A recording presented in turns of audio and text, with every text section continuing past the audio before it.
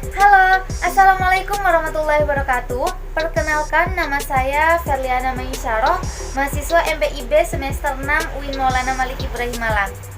Nah, teman-teman sekalian, di sini Ferli akan menjelaskan sedikit mengenai strategi pemasaran pendidikan melalui marketing mix.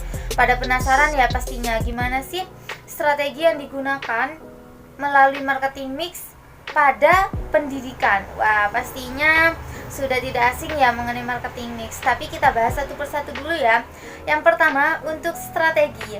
Strategi adalah sebuah rencana yang cermat mengenai kegiatan untuk mencapai sasaran khusus. Marketing mix adalah sebuah unsur-unsur pemasaran yang saling terikat, yang saling terbaur dengan organisasi, di mana itu akan menjadi pendukung secara tepat dan cepat, sehingga sebuah lembaga pendidikan tersebut dapat mencapai tujuan pemasaran yang sangat efektif, di mana itu dapat memuaskan segala kebutuhan dan keinginan konsumen. Konsumen itu apa ya? Konsumen itu adalah para peserta didik, teman-teman, dan masyarakat, yaitu orang tua peserta didik. Nah, di sini kita akan membahas mengenai titik inti dari marketing itu apa saja sih unsur-unsurnya. Yang pertama yaitu ada produk, di mana produk ini di dalam sebuah jasa pendidikan ditawarkan kepada pelanggan berupa reputasi, berupa pegangan, dan prospek dalam variasi pilihan.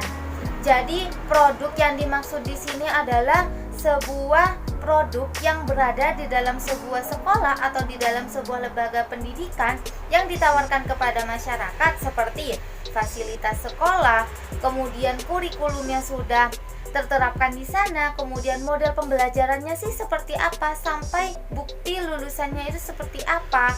Jadi konsumen itu butuh, teman-teman. Jika semua hal tersebut dapat dijaga dan diperbaiki, maka secara otomatis masyarakat akan memilih sekolah tersebut karena sesuai dengan kebutuhan dan keinginan mereka. Nah, untuk selanjutnya di sini adalah price atau harga. Nah, harga, wah berarti penting ya teman-teman, bahwasannya harga ini adalah sebuah elemen yang berjalan sejajar dengan mutu produk. Wah, ada produknya. Apabila sebuah lembaga pendidikan produknya itu baik, maka calon peserta didiknya, yaitu siswa-siswinya, berani membayar lebih tinggi meskipun banyak sekolah-sekolah yang menawarkan harga yang lebih murah. Pada harga di dalam konteks jasa pendidikan ini, seluruh biaya yang akan dikeluarkan untuk mendapatkan jasa pendidikan yang ditawarkan, jasa yang bagus ya teman-teman. Untuk elemen harganya ini di dalam sebuah pendidikan itu dipertimbangkan, baik itu dari harga SPP, dari investasi bangunan, sampai harga biaya laboratorium yang akan kalian digunakan sehari-hari. Oke, yang ketiga yaitu place, lokasi atau tempat.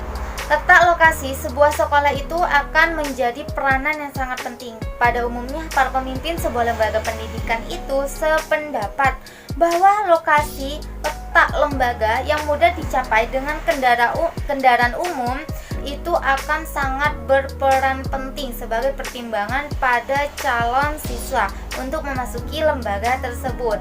Demikian pula para siswa atau para konsumen menyatakan bahwa lokasi yang enak, yang tinggal jalan saja teman-teman, menentukan pilihan mereka. Mereka akan menyenangi lokasi di kota tentunya, yang mudah dicapai dengan kendaraan umum. Tempat lokasi sekolah yang strategis, tempat lokasi strategis yang umum, kemudian tidak dapat membahayakan siswa atau siswi, kemudian untuk mudah diakses, tidak bising, yang terpenting siswa itu nyaman dan orang tua itu akan mencari lokasi-lokasi yang tepat untuk anaknya. Nah, kemudian yang keempat yaitu promotion atau promosi.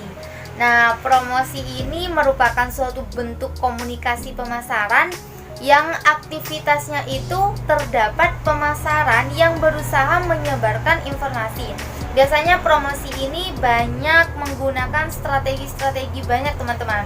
Yang pertama biasanya menggunakan media, di mana dengan media tersebut dapat mempromosikan sekolah, bisa melalui Instagram, bisa melalui web, bisa melalui YouTube, di mana mereka akan mengenalkan nih bahwasannya lembaga ini akan menyajikan produk ini untuk calon siswa dan siswi. Pada first impressionnya mereka bahwa lembaga pendidikan ini sepertinya bagus, sepertinya ini untuk awalnya, karena itu adalah sebuah trik pemasaran teman-teman. Baik, untuk yang kelima yaitu people atau orang. Nah, di dalam sebuah marketing mix ini yang dimaksud dengan orang ini adalah semua pelaku yang memainkan peranannya dalam penyajian jasa sehingga dapat mempengaruhi persepsi pembeli. Maksudnya elemen-elemen dari orang ini yaitu dari pegawai, dari konsumen, serta lingkungan-lingkungan jasa lainnya. Jadi semua sikap dalam tindakan karyawan, bahkan cara berpakaian karyawan, berpenampilan karyawan, itu akan mempengaruhi persepsi konsumen. Jadi bayangkan teman-teman, jika pada saat awal sudah melihat konsumen, sudah melihat para pegawainya itu tidak berpenampilan baik, tidak berpenampilan rapi, maka itu akan menurunkan persepsi calon peserta didik teman-teman. Nah, untuk yang keenam yaitu physical atau bukti fisik, physical evidence. Maksudnya physical evidence ini bukti fisiknya itu bahwasannya dari luar saja gedungnya sudah besar, apalagi di dalamnya. Nah, itu akan menarik pemasaran, akan menarik jiwa-jiwa ingin memasuk kepada lembaga pendidikan tersebut teman-teman. Seperti itu.